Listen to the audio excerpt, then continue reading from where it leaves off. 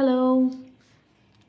আব্বু যখন হঠাৎ করে বড়ই পাঠালো, গাছের টক বড়ই, দেশি টক বড়ই অ্যাকচুয়ালি, তখন মাথায় চলে আসলো কিভাবে খাওয়া যায় এতগুলো বড়ই। একা তো খেতে পারবো না, আশেপাশে সব ভাবিদেরকে ডেকে নিয়ে আসলাম।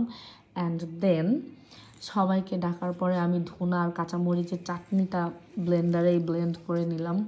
অ্যান্ড বড়িগুলোকে এরকম থেতলিয়ে নিলাম শিলপাটাতে। খুব মজা লাগছিল, বহু বছর পর এরকম কিছু আর কি করছিলাম।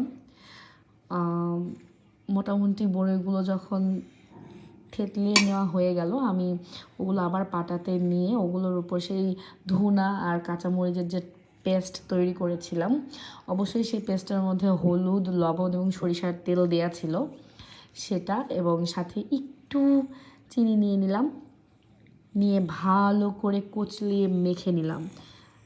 তবে সবাই যখন টেস্ট করছিল, টেস্ট করার পর বললো যে লবণ আর তেলের পরিমাণটা একটু কম মনে হচ্ছে। তাই আবার আমরা লবণ এবং তেল দিয়ে পুনরায় মেখে নিলাম। And it was amazing. Thank you.